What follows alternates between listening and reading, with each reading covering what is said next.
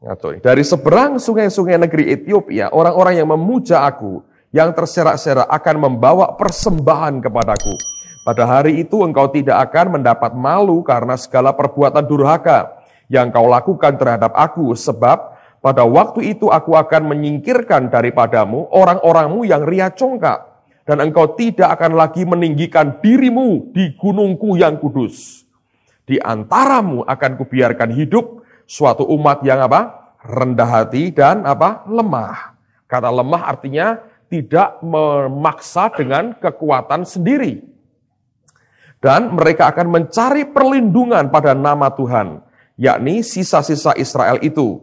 Mereka tidak akan melakukan kelaliman atau berbicara bohong. Dalam mulut mereka tidak akan terdapat lidah penipu. Ya, mereka akan seperti domba yang makan rumput dan berbaring dengan tidak ada yang mengganggunya. Ini Tuhan, saudara. Proteksi itu muncul diberikan kepada mereka yang lemah. Lemah artinya tidak memaksakan sesuatu dengan kekuatannya sendiri. Dan Tuhan berkata, itu yang disisakan, tinggal itu yang bisa bertahan di hadapan Tuhan sebenarnya. Dan untuk membawa orang sampai kepada tingkat seperti itu, saudara, itu bukan hal yang mudah. Sebab sebetulnya orang masih merasa bahwa hidupnya itu miliknya sendiri dan bukan milik Tuhan. Dan dia masih punya kekuatan untuk melakukan apapun yang dia mau. Nah, lihat sekarang apa yang Paulus katakan. 2 Korintus pasal yang keempat. 2 Korintus pasal yang keempat, ayat yang ke-7, Paulus berkata begini. 2 Korintus pasal 4 ayat yang ke-7 Alkitab berkata, tetapi harta ini kami punyai dalam bejana tanah liat, supaya nyata bahwa kekuatan yang melimpah-limpah itu berasal dari Allah, bukan dari diri kami. Saya ulang lagi, Anda perhatikan ini. Tetapi harta ini kami punyai dalam bejana tanah liat, supaya nyata bahwa kekuatan yang melimpah-limpah itu berasal dari Allah, bukan dari diri kami. Jadi memang secara manusianya sadar, ini cuma tanah liat sebetulnya.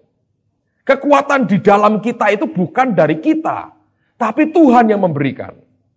Makanya kekuatan itu bisa membuat kita melakukan banyak hal yang manusia biasa tidak mampu lakukan. Berat untuk melakukannya, sukar untuk mempraktekannya. Tapi proses di mana Allah membuat kita sadar, semua ini sungguh-sungguh dari Dia. Hanya karena Dia, dan sepenuhnya untuk Dia. Sehingga waktu kita melakukan apapun, kita bilang, Tuhan, bukan kekuatan kami, tapi kekuatan-Mu yang kerja di dalam dan lewat kehidupan kami.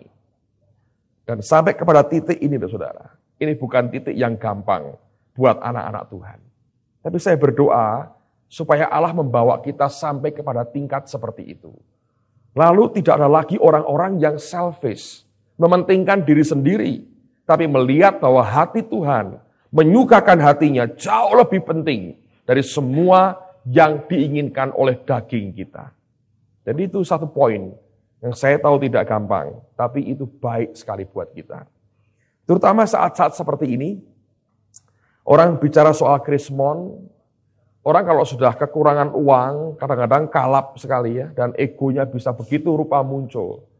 Tapi justru disitulah kita diuji sebenarnya. Dalam keadaan seperti itu, apakah ketaatan kita masih berlaku dan masih kuat? Jangan-jangan ketaatan kita hanya ada pada waktu kita berlimpah-limpah. Dalam keadaan kita kekurangan, apakah ketaatan kita masih muncul dan masih kuat? Itu pertanyaan yang kita semua harus jawab. Dan pada waktunya nanti, semua kita akan tahu siapa kita yang sebenarnya. Saya perhatikan saudara sekalian, ini akhir-akhir ini merupakan saat-saat di mana Allah banyak menguji hati ya. Saya ketemu dengan seorang yang sedang sakit pada waktu itu. Dan dia berkata jujur pada saya, dia bilang, Pak, seperti aku tidak punya Tuhan. Begitu ketakutan, seperti orang tidak punya Tuhan. Saya bilang kepada orang Kristen ini, saya bilang, itulah kenyataan sebetulnya hatimu dan dalammu seperti itu. Dan Allah sedang membongkar semuanya, supaya kita bisa memperbaiki diri kita.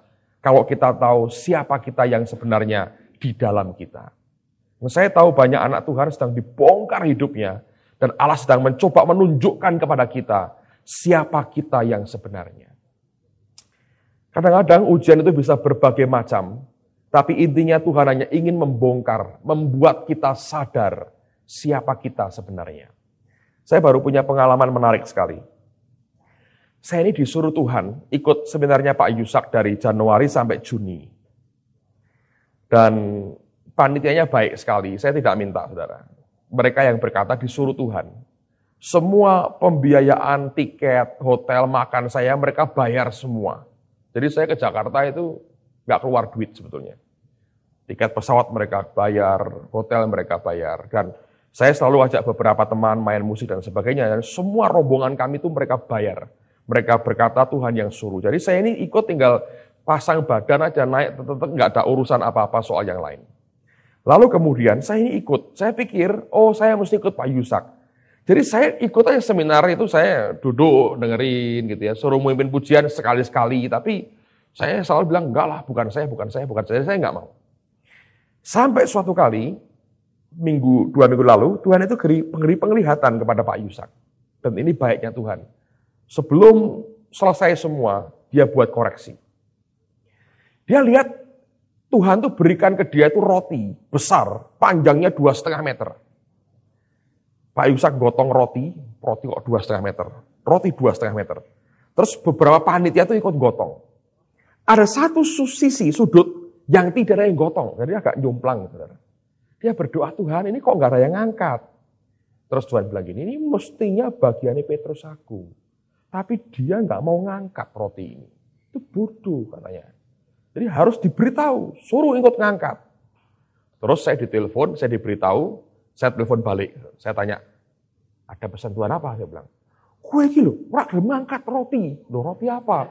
Roti 2,5 meter katanya penglihatannya. Terus dia cerita. Dia bilang, gue salah loh. Untung ini belum selesai acaranya. Terus saya bilang, memang betul. Lah, sak ngertiku ini aku kan cuma ikut Pak Yusak. Nggak ngapa-ngapain. Orang, nggak boleh. Kamu harus begini-gini. Diomongin banyak. Terus saya pulang ke Semarang, saya renungin saudara. Beberapa hari. Saya renungkan. Saya doa Tuhan, kok aku bisa miss ya? Tinggal melu tok we keliru saudara. Orang itu saudara. Manusia ini ya, daging kita ini. Wong tinggal suruh ikut. Orang bayar, orang metu duit saudara. Ikut tok. Itu keliru. Nah, akhirnya saya ini sembahyang. Satu pagi, hari Senin pagi yang lalu. Saya lagi pagi-pagi lah di kamar mandi itu. Tempat paling diurapi rupanya ya saudara. Ya, hadiratnya begitu bagus sekali. Sambil tenang, teduh sekali Tuhan ngomong sama saya di situ. Dan dia berkata begini. Kamu harus tahu waktu Elisa ikut Elia. Itu 2 tahap. Tahap pertama itu tahap di mana dia ikut sebagai bujangnya Elia. Istilahnya Alkitab, tukang nuangkan air untuk cuci tangan Elia. Jadi itu pekerjaan seorang budak. Nah, di periode itu dia tidak boleh ngomong apa-apa, tidak boleh terlibat apa-apa, tidak boleh berbuat apa-apa. Tapi periode kedua adalah waktu dia ikut dari Gilgal nyebrang sampai ke Yordan. Itu menjelang Elia diangkat Tuhan dan Elisa menggantikan Elia. Nah itu Tuhan berkata, kamu ngerti yang paling berat buat Elisa itu apa? Waktu Elia berkata, kamu di sini aja, aku mau terus ke sana. Kalau komentar nabi-nabi lain dia bisa kendalikan. Dia bilang, diam. Tutup mulut. Diamin. Aku sudah ngerti. Tapi waktu Elia berkata, kamu di sini aja ya. Dia terbiasa sekian belas tahun ikut Elia, tidak pernah bersuara, tidak pernah bantah. Tapi kali itu dia mesti bantah, sekalipun bukan dari hati yang berontak. Dan Tuhan ngomong gini sama saya, kamu harus ngerti, waktu itu Elisa hubungan langsung dengan aku. Dia mengerjakan yang aku perintahkan, dan dia ikuti terus karena aku yang perintahkan dia. Bukan lagi bungkam dan tergantung Elia. Jadi sekarang kamu ikut ini, tidak boleh diam. Kamu harus membuka hati, tunggu perintahku. Aku suruh apapun kamu lakukan, dan bukan diam seperti 3 bulan pertama ini. Kaget. Tapi yang kedua Tuhan berkata, ini juga harus merupakan sikap hatimu. Kalau ada pekerjaan Tuhan apapun, di mana kamu tidak berperan sebagai yang utama, tapi kamu di tengah-tengah mereka, jangan pernah jadi penonton dan nebeng saja. Minimal kamu punya hati, arahkan, angkat di hadapanku. Dalam doamu, keseriusanmu, kamu ikut ambil bagian segenap hati. Dan itu ciri hamba yang berkenan. Saya belajar, tinggal ikut aja loh saudara. Daging kita ini nggak bisa. Makanya kalau kita merasa, wah aku bisa semua, nggak ada. Kalau dibiarkan Tuhan, tanpa Allah bawa kita nggak bisa kuat. Saya diuji Tuhan beberapa hari yang lalu, belum seminggu yang lalu. Saya cerita sama istri saya, wah ini pengalaman bagus sekali. Untung itu ujiannya kok lewat mimpi. Nah mimpi itu jangan dianggap, oh lah mimpi yuk coba kenyataan. Belum tentu saudara. Karena di mimpi itu, Anda dihadapkan kepada hal-hal yang secara fisik hampir tidak mungkin kau jumpai. Tidak ceritanya apa tadi saudara ya. Mikir mulai ya terserah, dosamu dewi saudara. Mimpi ini tuh aneh. Yang saudara dengar baik-baik. Didatangi saudara, perempuan dua. Telanjang bulat. Wajah tidak kelihatan, tapi itu rambutnya pendek, satunya panjang. Yang pendek itu jejeri saya. Saya pas pakai baju celana tangan pendek, jadi sekarang pakai tangan panjang, tangan pendek. Nempel-nempel gini. Nempel-nempel gini. Saya cerita Pak Yusak, saya bilang, Pak Yusak, aku paling mau itu. Telanjang bulat. Dua. Sekaligus. Loh ini. Terus gue ngapain? Nah, saya cerita. Waktu dia begitu, saya bilang, aku hanya bilang, aku ini kok kayak dibungkus. Saudara. Jadi kayak robot. Tidak punya perasaan apa-apa. Coba gini, kamu bukan istriku. Aku takut sama Tuhan. Aku tidak akan berbuat apa-apa. Jadi mata saya nggak lirik gini, saya ngeliat. Kamu bukan istriku. Aku takut sama Tuhan. Aku tidak akan berbuat apa-apa. 2 kali, terus hilang. Bangun saya. Kok wong miskin 2. Beli pakaian pun tidak bisa. Dan saya belajar ya, itu Anda diuji jiwamu sebetulnya. Kalau jiwamu kotor, mesti karu-karuan saudara. Kalau Anda jatuh di situ, nanti secara fisik gak lama jatuh saudara pasti. Karena dalammu sebetulnya kayak begitu. Saya ngerti. Nah Tuhan itu lagi nguji banyak orang hari-hari ini. Makanya saudara harus hati-hati. Karena banyak hal yang sedang dia kerjakan. Nah ujian Tuhan akhir-akhir ini untuk membongkar dalam kita seperti apa. Waktu kebongkar semua akan ketahuan. Kita ini seperti apa. Disitulah Anda mesti sadar siapa kita. Izinkan Tuhan bawa kita jalan lagi dan ditata lagi hidup kita. Kalau enggak repot saudara. Itu bagian-bagian yang saya lewati. Saudara bilang, coba tenanan Pak. Ya enggak bakal, saya ketemu orang kayak gitu di mana saudara. Tapi dalam mimpi itu bisa dimasuki. Dan di situ sebetulnya ujian terjadi saudara. Dan saya belajar, pada waktu itu saya bilang, Tuhan betul, kalau engkau jamin, ya, seperti dibungkus saudara. Jadi kayak bukan orang, kayak robot. Dan yang keluar saya bilang, saya takut kepada Tuhan. Saya tidak akan berbuat apa-apa. Kamu bukan istriku. Dan aku takut kepada Tuhan. 2 kali saya ngomong begitu. Hilang, saudara. Saya belajar itulah bagian dari apa yang sedang Tuhan kerjakan. Untuk dia ingin tunjukkan kepada kita. Ini loh kenyataan dari hidup kita. Nah saudara sekalian, banyak hal. Tapi ujungnya Tuhan mau berkata begini. Jadilah umat yang sadar. Bahwa kekuatanmu tidak seberapa. Semua itu bergantung kepadaku semata-mata. Bukan karena kekuatanmu. Nah, sekarang buka 2 Korintus, pasal yang ke-12 sekarang. Pasal 12, ayat 9 dan ayat yang ke-10.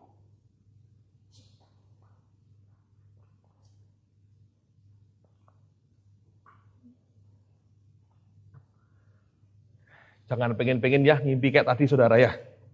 Tidak akan diharap-harap. Sebab itu berbahaya sekali. Itu sungguh bahaya. Kalau Anda dalam dunia roh Anda jatuh, dunia fisikmu Anda pasti jatuh. Itu ngeri sekali. Itu coba ketemu lagi ya yang begitu. Itu ngeri sekali. Karena kalau di situ Anda jatuh, nanti fisik Anda pasti gak lama jatuh. Oke, pasal 12 ayat 9 dan ayat 10. Tetapi jawab Tuhan kepadaku, cukuplah kasih karuniaku bagimu. Sebab justru dalam kelemahanlah kuasaku menjadi sempurna. Sebab itu terlebih suka aku bermegah atas kelemahanku, supaya kuasa Kristus turun menaungi aku.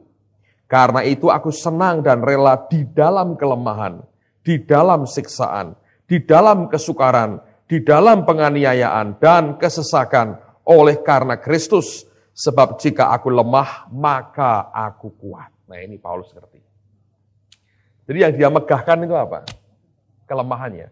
Lihat pada pasal yang sama ayat yang kelima.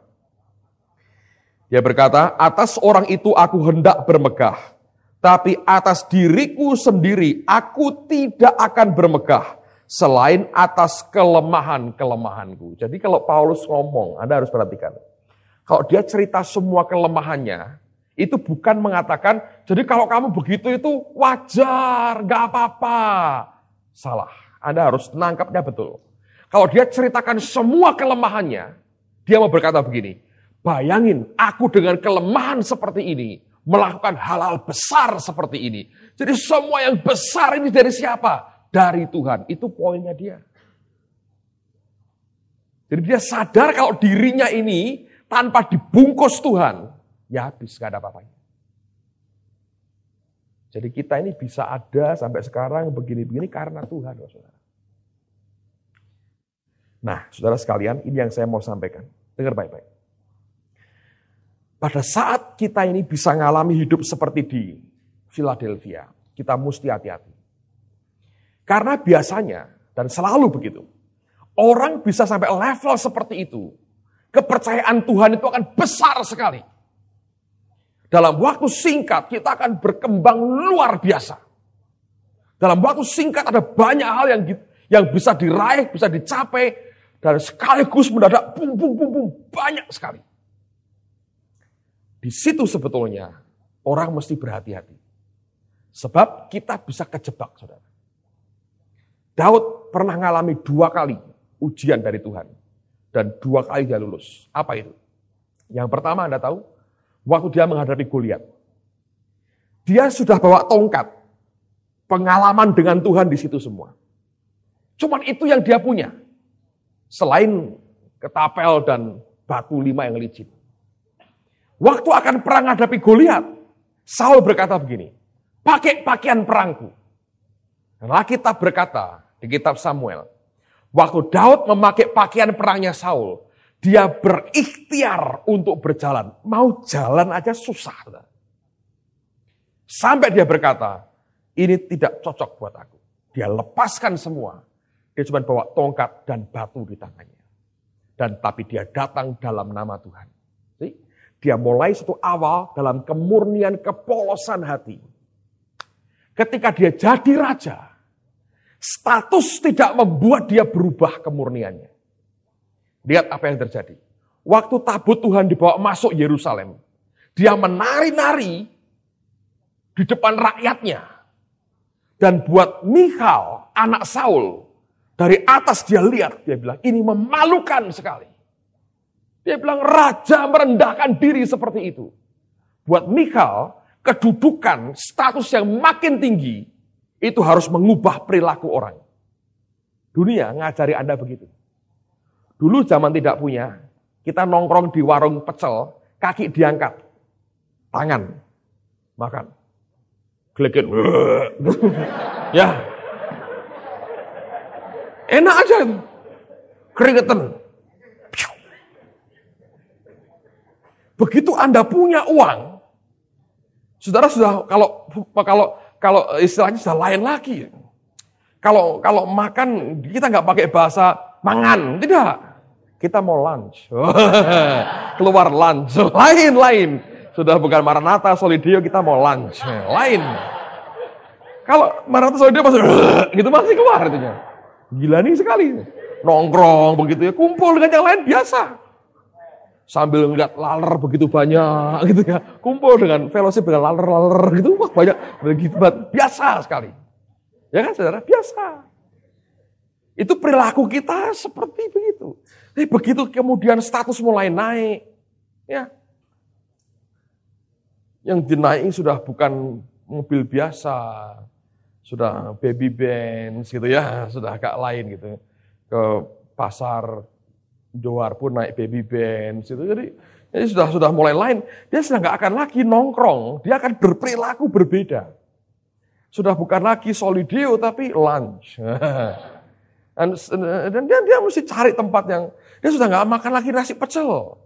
Dia akan cari salad gitu. Lain sekali. Dulu pecel, sekarang salad. Dressingnya mesti Thousand Island. Lain sekali, semuanya lain. Dulu minum air aqua gereja murah meriah gratis. Sekarang nggak mau dia. Mineral water katanya. Keren, semuanya berubah, saudara. Hanya karena status. Itu nggak ada lagi, sekarang nggak ada. Duduknya pun ditata, makan dulu kan dengan tangan gitu langsung masuk. Sekarang itu ada pisau, ada garpu. Duduk dengan ini, serbet taruh di sini, lain sekali. Doanya pun lain. Dulu kan Tuhan terima kasih. Sekarang ya Tuhan, lain, semua lain, saudara. Coba bayangkan kalau Anda jadi orang kaya sekarang. Kaya, bener kaya, bukan kaya-kaya apa gitu. Bener-bener punya duit gitu. Apa yang Anda akan lakukan? Lain sekali, caramu lain. Ya, kalau dulu itu kira-kira, wah tuh untuk proyek ini, kita mau kerja di proyek ya. Lalu kita cari mobil lah, apalah ya. Paling-paling Panther. Sekarang maunya Jeep Mercy. Mau mana ke proyek. Jalan yang berliku-liku, Jeep Mercy. Lain, itu semuanya dia toto lain sekali. Nah, tapi Daud tak begitu, saudara. Statusnya memang raja. Pakaiannya memang pakaian raja. Pakaiannya raja. Boleh nggak? Boleh. Mosok raja cuman kaosan gitu aja. Enggak. Raja-raja dia pakai mahkota, dia pakai semua. Tapi sampai ketika dekat, setiap kali urusan dengan Tuhan, yang muncul yang di hatinya. Memang betul dia sudah bukan lagi tukang angon. Memang betul dia pakai pedang sekarang. Pedangnya Goliat lagi yang dia bawa. Memang betul dia pakai jubah yang bagus. Betul sekali mungkin mahkota dari emas, dari berliannya begitu banyak, betul. Tapi sampai titik dia berhadapan dengan Tuhan, istrinya nggak bisa ngerti. Ini raja merendahkan diri begitu rupa. Rupanya yang keluar itu cuma kepolosan hatinya. Dan dia berkata, untuk Tuhan, aku merendahkan diriku lebih lagi pun aku mau. Dia sadar, Tuhan ini yang membuat aku menggantikan bapakmu, katanya. Gara-gara Tuhan lah aku duduk di tahta bapakmu sekarang. Jadi untuk dia, aku rendahkan diriku lebih lagi pun aku mau. Nah itu yang Tuhan suka, saudara. Sekalipun statusnya naik, ya Anda boleh toh lunch, boleh nggak apa-apa. Solideo merupakan kenangan masa lalu, itu boleh nggak apa-apa. Jadi kalau sekarang Anda makan sedikit rasanya, kok agak kembung ya kalau makan ginian lagi, sudah nggak biasa, itu sudah agak lain gitu, tanpa laler lah sekarang. Jadi Anda cari yang lebih bagus, fine nggak apa-apa, ajak saya sekali-sekali. Tapi ketika berhadapan dengan Tuhan, hati tetap tulus, saudara, tetap dalam ketulusan. Dan tidak keluar aneh-aneh di depan Tuhannya. Dia polos seperti anak kecil lagi. Dia nari di jalan seperti yang lain. Sampai istrinya berkata, kamu merendahkan dirimu seperti itu. Tapi dia sadar. Dia bilang, kalau perlu lebih lagi aku mau kok. Untuk Tuhan. Itu yang disukai Tuhan, saudara. Jadi ketika semuanya meningkat, hatinya itu tetap sama di hadapan Tuhan. Dan ini yang membuat dia bertahan dengan luar biasa. Amen, saudara. Saya berdoa supaya kita ngertilah hal ini. Karena saya tahu ini nyangkut pembentukan karakter kita. Tapi kalau ini sampai terjadi, dan kita semua berhasil masuk ke situ, Tuhan suka. Nah kalau kita gagal, Anda akan seperti jemaat terakhir, yaitu Laodikia. Kata Laodikia, itu sebetulnya kata Lao, itu artinya orang banyak. Kia, itu artinya opini. Laodikia artinya opini orang banyak. Daud tidak membiarkan dirinya dinilai oleh opini orang banyak. Yang seperti Mikal berkata, kamu raja, statusmu hebat, perilakumu harus seperti raja. Di depan Tuhan, dia biarkan dirinya diuji dan dilihat hatinya. Bukan apa kata orang banyak, tapi apa kata Tuhan di dalam hati dan hidupnya. Itu yang paling utama dalam hidupnya bersama dengan dia. Ayat yang terakhir, Matius 11. Matius 11. Ayat 25 sampai dengan ayat yang ke-27. Alkitab berkata, pada waktu itu berkatalah Yesus, aku bersyukur kepadamu Bapa, Tuhan langit dan bumi, karena semuanya itu engkau sembunyikan bagi orang bijak dan orang pandai, tetapi engkau nyatakan kepada orang kecil. Ya Bapa, itulah yang berkenan kepadamu. Semua telah diserahkan kepadaku oleh Bapakku, dan tidak seorang pun mengenal anak selain Bapa, dan tidak seorang pun mengenal Bapa selain anak, dan orang yang kepadanya anak itu berkenan menyatakannya. Jadi semakin kita merasa diri kita kecil, lemah, dan tidak bisa apa-apa, tergantung total ke Tuhan, maka Yesus akan menyatakan kepada kita siapa Bapa itu. Makin terbuka mata rohani kita, kita akan makin kenal dengan Tuhan kita. Nah, inilah goal yang Tuhan mau buat setiap kita bisa mencapainya. Dengar baik-baik saudara. Saya tahu ini bukan hal yang mudah. Tapi mau tidak mau, suka tidak suka, Tuhan akan bawa kita sampai ke titik ini. Amen saudara. Mari kita berdoa bersama-sama. Semuanya itu memang daripada Engkau Tuhan. Oleh Engkau dan hanya kepadamu saja. Semuanya itu boleh kami berikan. Sebagaimana Daud berkata, bukan dengan pedang, bukan dengan panahku aku percaya. Bahkan pedangku pun tidak memberi aku kemenangan, tetapi Engkau yang memberi kemenangan. Bagi setiap orang yang berharap, bagi setiap orang yang mau datang kepadamu, bagi setiap orang yang sadar bahwa sesungguhnya hidup manusia itu lemah dan membutuhkan Engkau dalam hidupnya. Oleh sebab itu Tuhan, pada malam hari ini, biar Kau nyatakan akan kebesaran-Mu dalam hidup setiap kami, sehingga kami boleh menaruh harap kami kepadamu saja. Kami bersyukur Tuhan untuk malam hari ini. Sisa minggu ini kami persembahkan hidup kami di hadapan-Mu. Terima kasih untuk malam hari ini Tuhan, kami bersyukur. Biar kasih-Mu, ya Bapa, anugerah-Mu lewat anak-Mu Yesus Kristus, dan persekutuan Roh Suci, untuk boleh tinggal hidup kami mulai malam hari ini sampai selama-lamanya. Dalam nama Tuhan Yesus. Amin.